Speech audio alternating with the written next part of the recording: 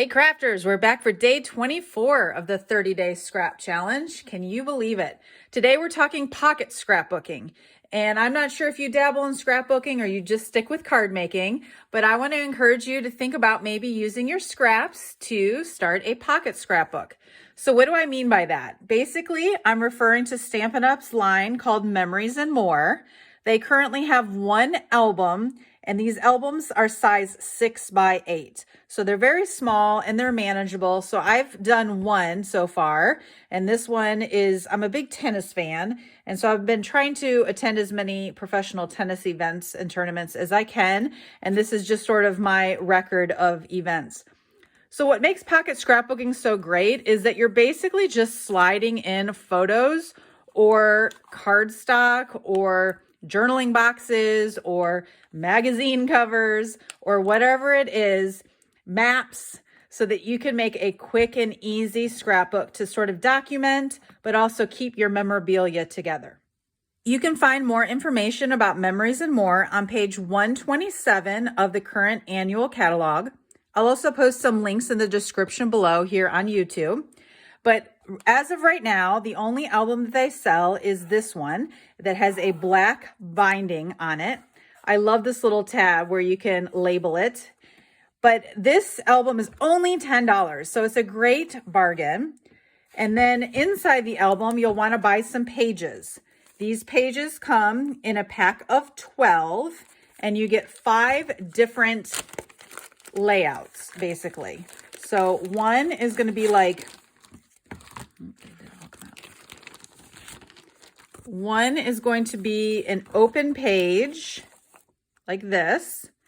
And then there's a variety of ones with 4x6 pictures that could fit in there, or 4x6 split up with 2 smaller, and just different layouts. So one pack of pages, 12 are included for only $6.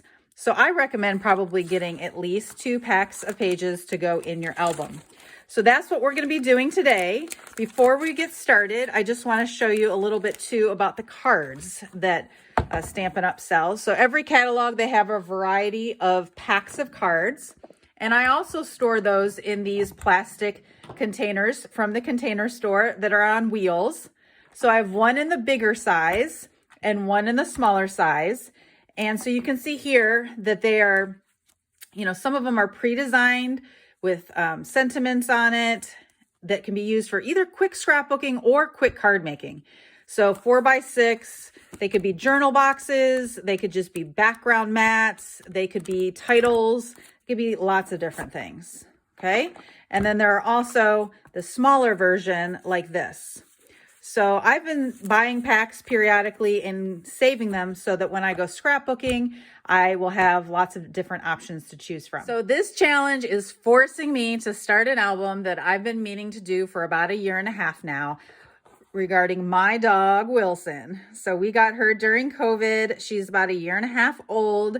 And you can see this is a cute picture of her. I asked my husband to go to the store and get me some lettuce and bacon. And I texted him later in the day and said, did you get that lettuce and bacon? And this is the picture he sent me. So anyhow, I want to document like when we brought her home as a puppy.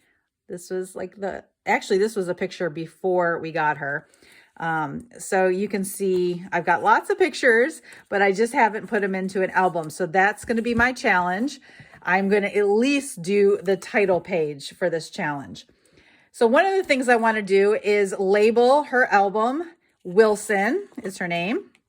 And so I'm going to use the Playful Alphabet dies because those are smaller and will make a quick, easy title. So I'm going to take a piece of white cardstock, and definitely I like to use adhesive sheets for this because then when it comes off, it's going to be a sticker. The other scraps that I'm going to be using are from last year's DSP, and I can't remember, I think it was called Playful Pets.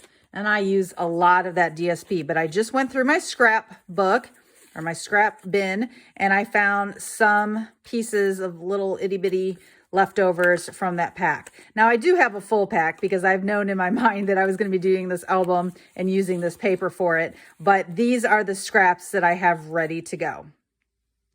Before the Memories and More line, Stampin' Up! Had partnered with Project Life, so maybe you've heard of them also in regards to pocket scrapbooking.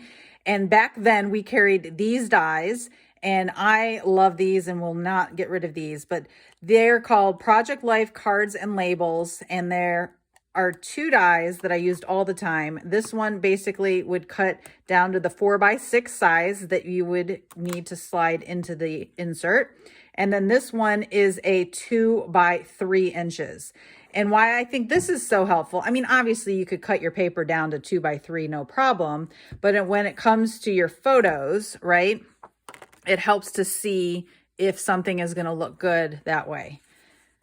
Okay, so like that might not be the best option. And you can say, oh yeah, it looks better that direction. So this die just helps you sort of center your photos before you go to cut them.